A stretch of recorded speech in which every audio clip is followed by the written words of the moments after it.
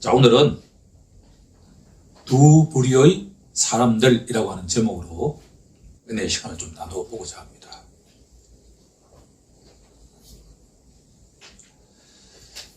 요즘 가끔 참 세상이 신비롭다라고 하는 생각을 많이 가집니다. 그 가운데 하나가 왜 사람들은 이렇게 많은데 똑같은 사람이 한 사람도 없지? 신비롭지 않나요? 처음에 외국인들 보면 이 사람이 이 사람 같고 저 사람이 이 사람 같아요. 서양인들이 우리 선교사들이 와가지고 우리 조선 사람들을 볼 때 전부 다 똑같아. 키만 차이가 나. 남자 여자는 구분되는데 다 똑같아. 그런데 익숙해지니까 다 다르다는 걸 알잖아요. 지금 있는 지구상의 인구가 80억이라고 하는데 지금까지 생존해 있는 인구를 따지면 계산할 수 있나 없나요? 없잖아요. 그런데 똑같은 사람이 있어 없어요? 신비롭지 않나요? 그런데 우리 세상 사람들 눈에는 다 각각 다른데 하나님 보시기에는 어떨까? 하나님들이 보시기에 우리 각자는 다 다른 사람인데 딱 두 부류로 분류하고 있다라고 하는 거예요. 시편 1편에서는 어떻게 사람을 분류하고 있죠? 한 그룹은 하나님 보시기에 선하다. 또 한 그룹은 하나님 보시기에 악하다. 그러니까 신비로운 것은 뭐냐 그러면 셀 수 없이 지금까지 살았던 수많은 사람들이 있는데 그 각자가 다 다른 얼굴을 갖고 있는데 하나님 보시기에는 A그룹, B그룹으로 나누어진다라고 하는 거예요. 오늘 성경은 야고보서인데 그 인간 저자가 야고보, 영어로 제임스인데 예수님의 친동생입니다.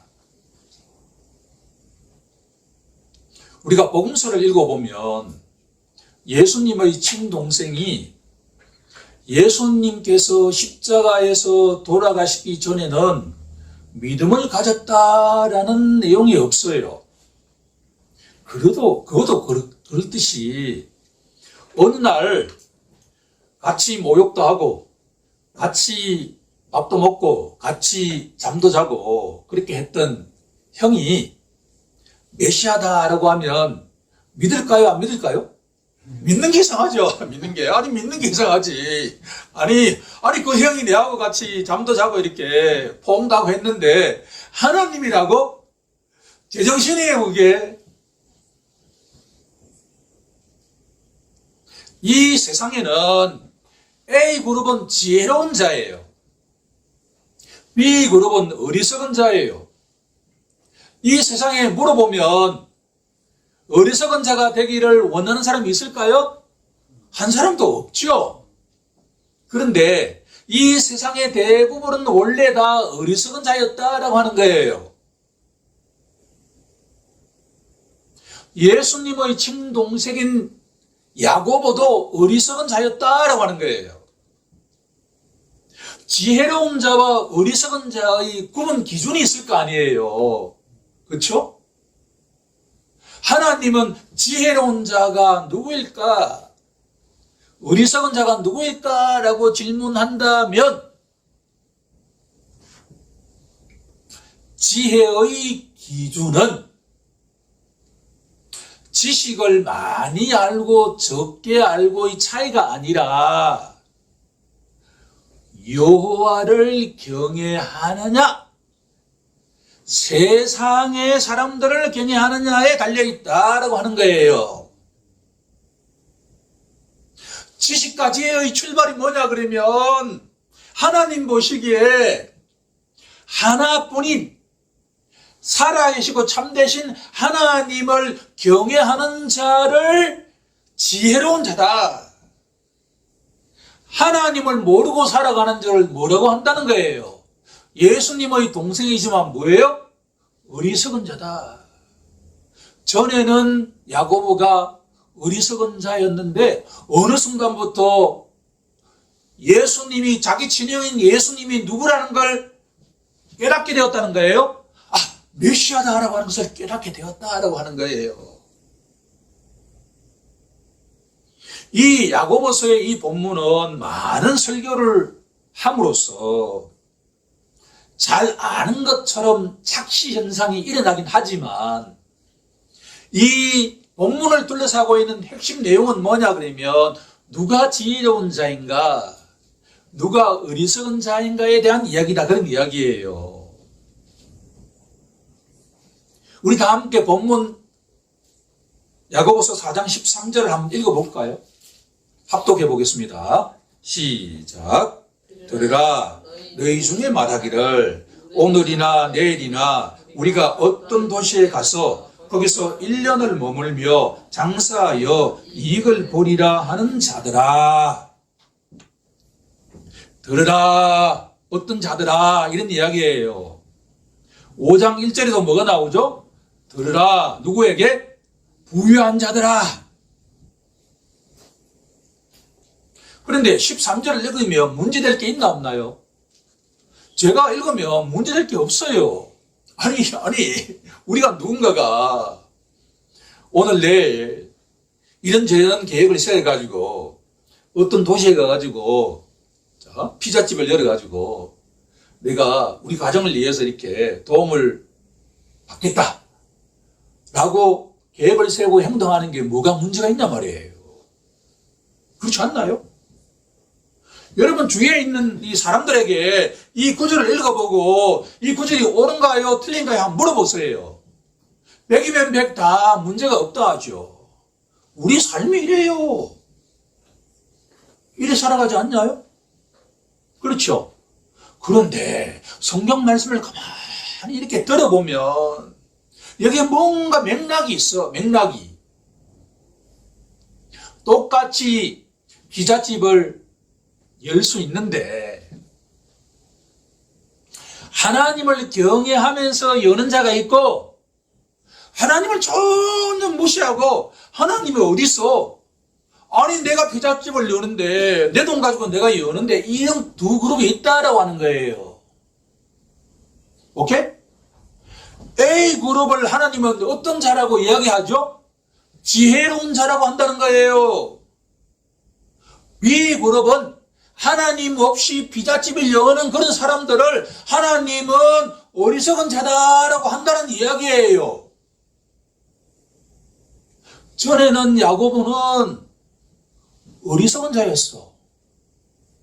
야고보 삶이 문제가 있는 게 아니단 말이에요. 자기가 할 수 있는 일을 합법적으로 열심히 했어요. 그런데 하나님 보시기에 하나님이라고 하는 존재를 모르고서 자기 계획만 세워가지고 열심히 했던 자들이 성공을 이루면 세상에서는 그 사람을 뭐라고 하죠? 칭찬을 하죠.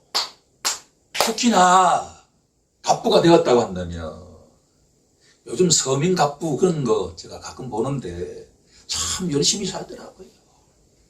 공통점은 남 다 잘 때 자지 않고 진짜 열심히 살아요. 그리고 한 분야를 연구를 충분하게 해가지고 그 집만의 노하우가 있어. 음식점이면 그 집에 가면 누구라도 다 맛있다고 해요. 그걸 유지하기 위해서 불철주야 노력해요. 그런데 그런 사람을 세상에서는 TV에 막 광고하고 막 창천을 해요. 근데 하나님은 그 사람을 어떻게 이야기하느냐? 어리석은 자다라고 이야기하는 것이죠. 조금 충격을 받으면 좋겠습니다. 성경은 세상 사람들 눈에는 아주 박수치는데 하나님 보시기에는 그렇지 않을 수가 있다라고 하는 거예요. 모순적이에요. 첫 번째 갈로의 정답은 뭘까요? 하나님 없이 사는 사람들이에요.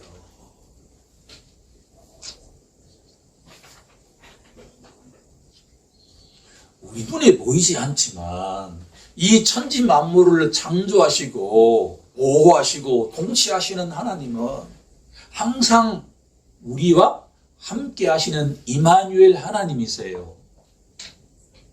그런데 그분은 성경에서는 저 천국에서 계신다라고 하죠.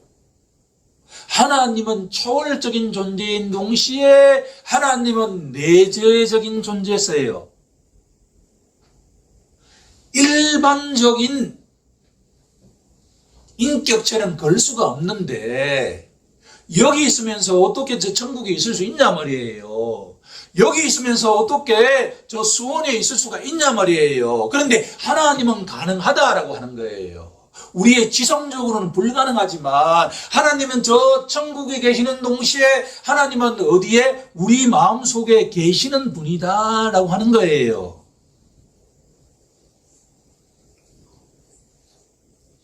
제가 어제 아침부터 설교를 준비하고 난 뒤에 제가 그 콘텐츠를 어디서 메우냐 그러면 요즘 제가 소설책을 통해서 메웁니다. 되게 즐겁습니다. 금요일 날 제가 읽었던 책이 스티븐 킹이라고 하는 사람이 쓴 쇼생크 탈출이라고 하는 영화의 원작이에요. 160쪽 정도 되는 짧은 분량인데 그 책을 쭉 읽으면서 원작보다 영화가 낫다라는 결론에 도달했습니다. 월등히 영화가 나 원작보다도 앞뒤 내용을 막 바꿔가면서 이렇게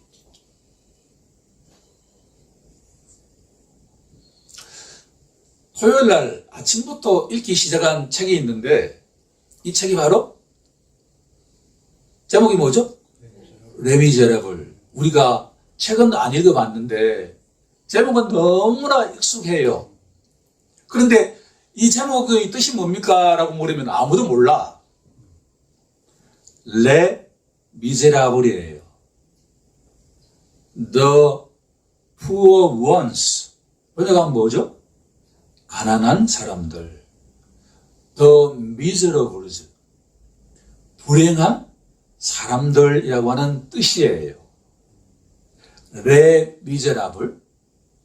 가난한 사람들, 불행한 사람들이라고 하는 빅토 승리자 위고라고 하는 사람이 쓴 5권의 책, 첫 번째 책이에요. 200쪽을 읽었는데 너무 재밌어. 아니 지금까지 왜 나는 항상 늦어요. 내가 12년생인지 몰라도 초등학교 때 내가 공부를 못했다는 거 아니에요. 이거 형들하고 한 10살, 그러니까 10개월 차이 나니까 공부 못한 게 당연하죠. 내가 항상 늦어. 늦는데 이게 도전 정신은 있어. 소설은 너무 재미있어요. 근데 이게 그 유명한 가난한 사람들의 대표 주자가 누구냐 그러면 장발장이에요. 다 이름 들어봤죠? 장발장. 이 장발장이 어릴 때 엄마가 돌아가시고 아빠도 천국으로 갔어요. 그러고 난 뒤에 누구 밑에서 키워졌냐 그러면 하나 있는 누나 밑에서 키워졌어요. 누나가 시집가고 난 뒤에 아이들 몇 명 낳았냐 그러면 7명을 낳았어요. 그러고 난 뒤에 그 남편이 천국으로 가고 난 뒤에 이 장발장이 자기 조카들을 아버지처럼 키웠어요. 아무리 이래도 그 아홉 식구가 입에 풀칠하기도 어렵다라고 하는 거예요. 특히나 농경사회에서 겨울이 되면 일자리가 없어. 그런데 조카들은 전부 누구만 쳐다볼까요? 아빠 같은 이 외삼촌만 쳐다보고 있는 거예요. 장발장이 어떻게 해야 될까요? 밖에 나가서 빵을 구해 와야 되지 않겠습니까? 그러고 난 뒤에 그 유명한 빵집에 가가지고 빵을 하나 유리를 깨고 꺼내 오다가 들켜서 빵도 버리고 감옥소에 가는 5년형을 선고받습니다. 빵 한 덩어리 훔쳤는데 5년. 자, 그 조카들은 다 풍시박산이 됐겠죠? 그리고 몇 차례에 걸쳐서 빠삐용처럼 탈옥을 하려고 하느냐? 4번에 걸쳐서 탈옥을 하다 보니까 형기가 몇 년이 되냐? 19년을 수감생활을 해요. 지금부터 200년 전 그 무시무시한 프랑스 감옥에서 20대 중반에 감옥소에 들어가서 장발장이 밖으로 나올 때의 나이가 40대 중반이었습니다. 자기 고향으로 걸어가는데 그때는 통행증이라고 하는 게 있었는데 그 통행증 색깔이 옐로우 노란색이에요. 어떤 시내에 들어가면 꼭 그 경찰서에 가가지고 통행증을 보여줘야 돼요. 그러면 장발장이 그 통행증을 보여주는 순간에 도시에는 불안당이 재수가 왔다라는 소문이 쫙 퍼지고 난 뒤에 장발장 속에는 돈이 109파운드가 있었습니다. 프랑이 있었군요. 109프랑이 있었는데 바로 19년치의 임금이었습니다. 109프랑입니다. 돈이 있어도 아무런 곳에서 밥도 주지 않고 재워주지도 않는 것 같은 상황에서 절망적으로 다시 감옥에 들어가야 되나라고 하고 있는 차에 벤치에 누워 있는데 어떤 기부인이 오더니만 왜 여기 있느냐? 제가 돈은 있는데 먹을 것도 잘 것도 없어서 이렇게 이 추위에 벤치에 앉아 있는다고 하니까 저쪽에 가보라라고 해서 보니까 바로 성당 주교의 집이었습니다. 그 집에 들어가서 이 주교가 70대의 백발의 그 주교가 형제여 오라고 하면서 모든 사람들이 다 배쳐가는 것과 같은 그 상황 속에서 그 주교가 밥도 주고 잠자리도 제공하고 어디로 가느냐를 묻고 난 뒤에 그곳에 우리 일가 친척이 있으니까 만나보라라고 하고 잠을 잡니다. 만 20년 만에 처음으로 푹신한 그 침대에 자다 보니까 4시간을 자고 난 뒤에 깹니다. 잠이 안 와가지고 가만히 있다가 어떤 생각이 들었냐 그러면 저녁 식사를 할 때 자기에게 음식을 담아준 은그릇이 있었는데 그 은그릇을 보관해 두는 것과 같은 장소가 기억이 나면서 그곳에 가서 그 은그릇을 호주머니에 넣고 보자기에 넣고 난 뒤에 집을 나갑니다. 제가 이 책을 꼭 우리 모든 성도들이 다 보길 원하는데 쉽지는 않겠죠. 그런데 제가 너무 은혜 받은 내용이 나오는데 이 장발장이 은그릇을 훔치기 위해서 가는데 꼭 주교 방을 지나가야 돼요. 근데 주교의 잠자는 모습을 이렇게 빅토르 위고가 이렇게 표현해 놨는데 너무 어렵게 표현해 놨어요.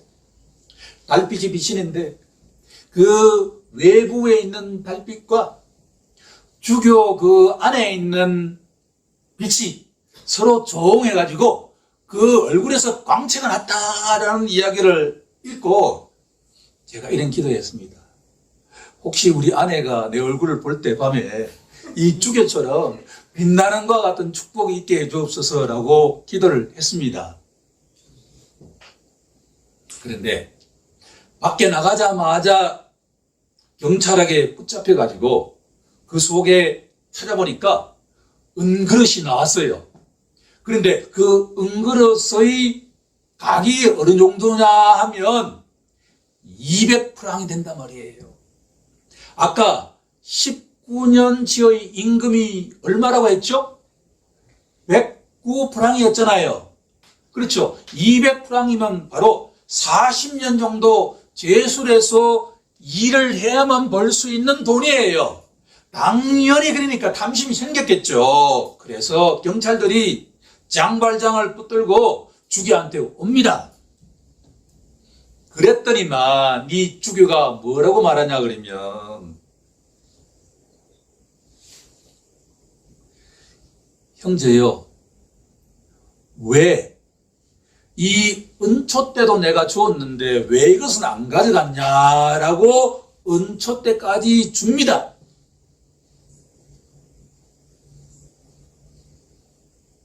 그렇게 하니까 그 순간에, 지금 제일 중요한 이야기예요. 그 순간에 하나님을 모르고 살아가던 이 장발장이 하나님을 알게 되는, 하나님을 인격적으로 만나는 그와 같은 변화의 순간이 온다라고 하는 게 제가 이 책을 소개하는 포인트다라고 하는 거예요.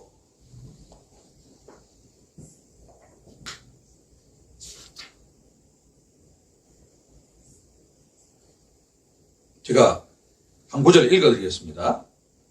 그 주교가 장발장에게 이야기합니다. 장발장, 나의 형제여, 당신은 이제 악이 아니라 선에 속하는 사람이 되어서 나는 당신의 영혼을 위해서 값을 치루어서 이제부터 선한 사람이 되어서 가난한 사람들을 위해서 살아가는 축복이 임하길 원하오 라고 말하고 장발장이 그 집에서 나옵니다. 그리고 하나님의 은혜에 의해서 죽어있던 이 장발장의 양심이 살아나자 장발장이 폭포수와 같은 눈물을 흘리게 됩니다. 그리고 난 뒤에 그 고장을 떠나기 전에 그 주교가 살고 있는 그 집 앞에서 무릎을 꿇고 감사의 기도를 드렸다라는 것과 같은 내용이 내가 읽었던 내용 가운데 200쪽 안에 나오는 내용이에요. 참 은혜로운 내용입니다. 장발장이 되었던 야고보가 되었던 그 누구라도 아담의 후손들은 다 하나님을 알고 살아가는 자예요? 하나님을 모르고 살아가는 자예요? 하나님을 모르고 살아가는 자였지요. 아담의 그 모든 후손들은 다 하나님을 모르고 살아가는 어리석은 자의 그룹이에요. 이 그룹 속에서 누군가가 부르심을 받아요. 야고보가 이 어리석은 자의 그룹 속에서 부르심을 받아요. 장발장이 이 어리석은 그룹 속에서 부르심을 받아요. 이런 자를 성경에서는 뭐라고 하냐요? 부르심을 받은 자, 그 모임을 뭐라고 하죠? 교회라고 하죠. 교회는 전에는 하나님을 모르고 살아가던 것과 같은 어리석은 자였는데 어느 순간부터 각자의 방식은 다르지만 어느 순간부터 이 어리석은 자의 그룹으로부터 부르심을 받고 난 뒤에 살아계신 하나님께 찬송하면서 살아가는 지혜로운 자가 되었다. 그런 자들을 교회라고 한단 말이에요.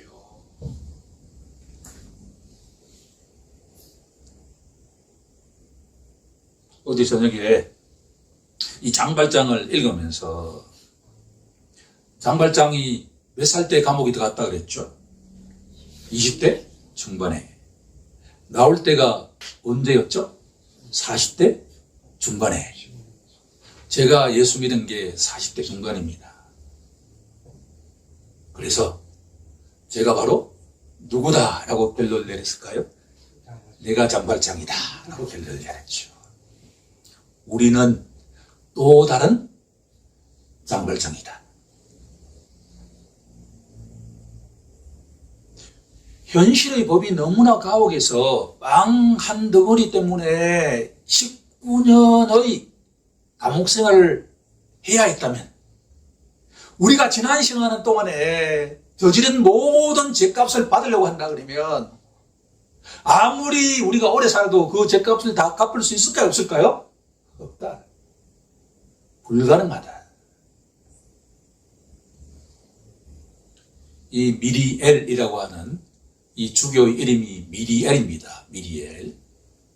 제가 어떻게 해석했느냐. 엘은 하나님이에요.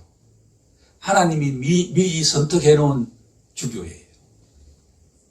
이건 웃어야 되는데 웃지도 않으시네요. 미리엘이에요. 미리엘은 누구의 그림자일까요? 예수 그리스도가 그 그림.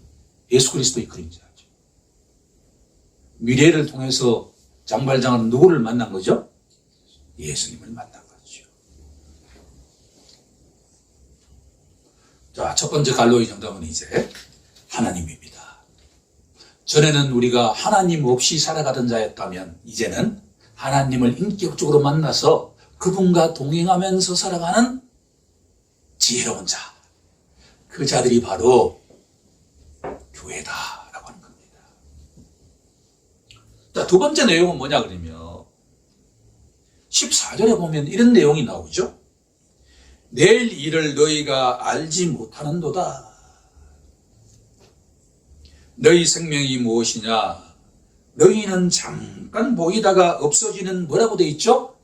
안개와 같은 존재다. 한때 이 구절이 너무나 마음에 와닿아가지고 많이 암송했던 것 같은 구절입니다. 인생은 누구라고요? 잠깐 보이다가 사라지는, 없어지는 안개와 같은 존재다. 안개와 같은 존재이기에 미래가 확실할까요? 불확실할까요? 불확실하죠. 세상 사람들에게는 미래는 항상 뭐예요? 불확실해요. 오늘 아무리 권력을 갖고 있는 자라도 몇 년 지나면 어떻게 될 수 있다는 거예요? 누구처럼 될 수 있어요. 지금 아무리 떵떵거리고 잘 살아도 한 방에 어떻게 될 수 있다는 거예요? 거지가 될 수 있다. 이게 세상의 논리예요.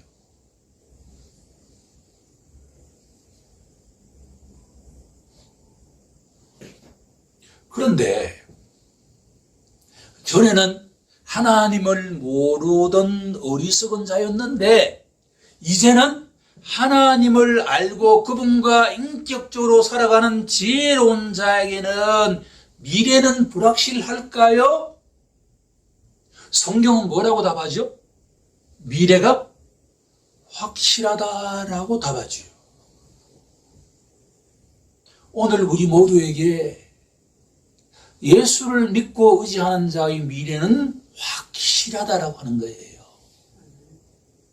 왜 그런가를 제가 설명을 좀 해드려야 되겠지요? 전에는 내가 이 땅에 온 것이 우연이야. 왜 그렇게 많은 지방 가운데 장발장이 말이에요. 이런 생각을 하지 않았을까요? 아니 왜 우리 부모는 그렇게 일찍 돌아가시고 나는 결혼도 못 해보고 조카들을 위해서 그렇게 피땀 흘려 노력했는데도 어디 갔죠? 감옥에 갔단 말이에요. 내가 왜 이렇게 날마다 비참한 직업을 가지게 되었을까라고 생각을 했겠지만 예수를 믿는 자에게는 이 땅에 온 것도 누구의 섭리죠? 하나님의 섭리다. 하나님은 우리 각자의 얼굴을 다 하나하나 다 아시기 때문에 우리 각자가 이 땅에 태어나기 전에 시편 139편에 의하면 이 영혼을 내가 세상에 보낼 때 내가 어떻게 하면 좋을까라고 셀 수 없이 많이 계획하셨다라고 증언하고 있지요. 하나님을 믿고 의지하는 지혜로운 자는 내가 이 땅에 태어난 것도 하나님의 섭리요, 내가 어떤 직업을 갖게 된 것도 하나님의 섭리요, 내가 이 땅을 언제 떠나게 될 것인가라는 것도 결정하는 것도 누구죠? 하나님이다라고 고백하는 자다라고 하는 거예요. 제가 너무나 좋아하는 성경 한 구절 우리 함께 찾아서 확인해 보도록 하겠습니다.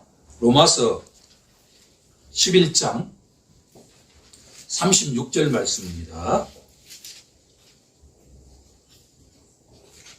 로마서 11장 36절 말씀 우리 다 같이 천천히 합독해 보도록 하겠습니다. 이는 만물이 주에게서 나오고 주로 말미암고 주에게로 돌아갑니다. 그에게 영광이 세세 있을지어다. 아멘. 이 말을 풀어하면 어떻게 되죠? 내가 이 땅에 태어난 것도 누구에 의해서?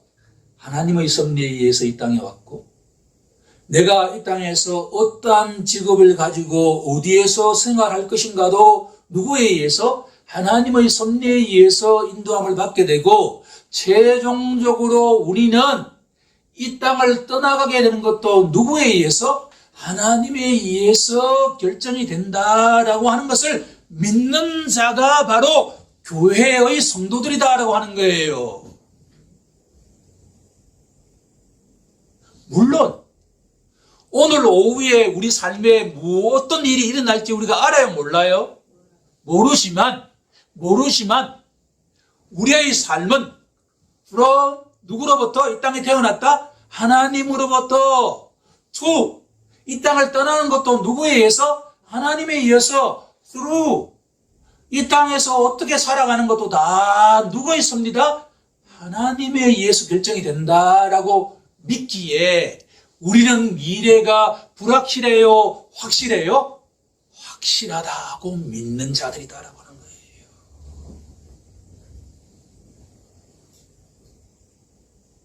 이제 우리들은 확실한 삶을 살아야 된다라고 하는 거예요. 내일이 어떤 일이 일어날지를 몰라도 우리가 두려워할 필요가 없는 게 왜 그렇죠? 그 모든 것들을 허락하신 분은 누구죠? 하나님이시니까. 부활하신 예수님께서 제자들에게 첫 번째 말씀하신 게 뭐예요? 두려워하지 말라. 왜 그렇죠? 내가 너와 함께 하기 때문이다. 지혜로운 자는 내일 무슨 일이 일어날지를 모르지만 분명한 사실은 내가 때가 되면 이 땅을 떠나서 영원한 삶을 살아가게 될 것이다 라고 하는 것을 믿는 자에게는 미래는 어때요? 확실하다라고 하는 거예요. 우리 모두 그와 같은 믿음의 소유자가 되기 간절히 원합니다.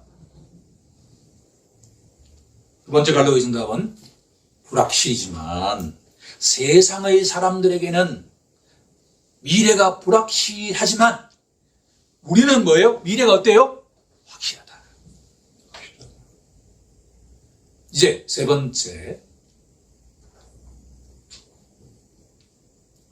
첫 번째는 하나님 없이 살아가는 사람들에게는 미래가 불확실한데 세 번째 갈로의 정답은 뭘까요? 확실. 16절에 그 정답이 나와 있습니다. 같이 합독해 보겠습니다. 시작. 이제도 너희가 허탄한 자랑을 하니 그러한 자랑은 다 악한 것이라. 세 번째 갈로의 정답은 뭘까요? 허탄한.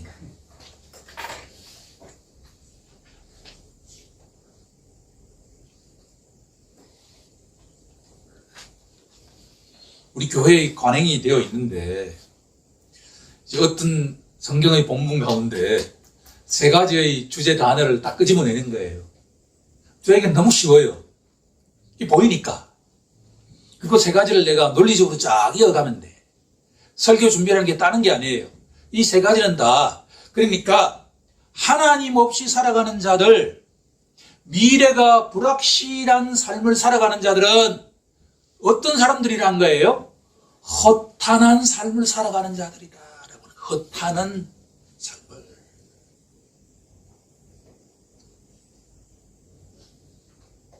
이 삶의 핵심은 뭐냐 그러면 사실은 없는데 있는 것처럼 알고 살아가는 자들을 말해요. 사실은 알고 보면 그 속에 텅 비어 있어. 그런데 그 속에 꽉꽉 차 있다고 생각하면서 살아가면 그 내용물이 시간이 지나면 어떻게 될까요? 부서져 버리죠. 그런 삶을 허탄한 삶이라 그래요.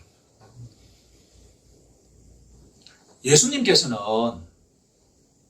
산상수훈에서 모래 위에 집을 지은 자를 어리석은 자의 삶이다라고 말씀하시죠. 진짜 모래 위에 집을 지은 집이 있었어요. 우리 청년들은 잘 모를 텐데 삼풍백화점이 붕괴된 사건 여러분들 모르죠. 여러분들이 태어나기 전에 일어났던 일이기 때문에 그럴 수 있는데 아마 강남의 가장 유명한 백화점이 삼풍백화점이라고 있었는데 그 삼풍백화점이 바닷모래를 제대로 씻지 않고 등등 해서 무너졌어요. 모래 위에 집을 지으면 당장은 문제가 없는 것 같아도 막 홍수가 나면 어떻게 되죠? 그 집이 휩쓸려 가죠.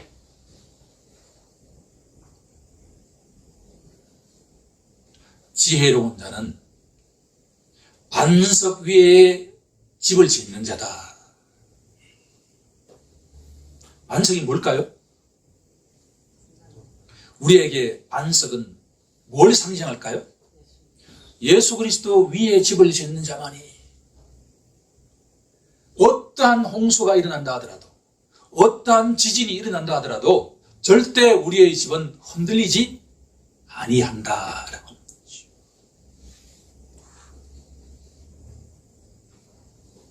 세상에 많은 사람들은 하나님 없이 불확실한 삶을 살아가는 자에게는 모래 위에 집을 짓는 것과 같지만 하나님을 의지하면서 미래가 확실하다고 믿으면서 살아가는 자는 그 집이 반석 위에 집을 짓는 자가 된다라고 하는 것을 기억하는 우리 모두가 되길 간절히 소망합니다.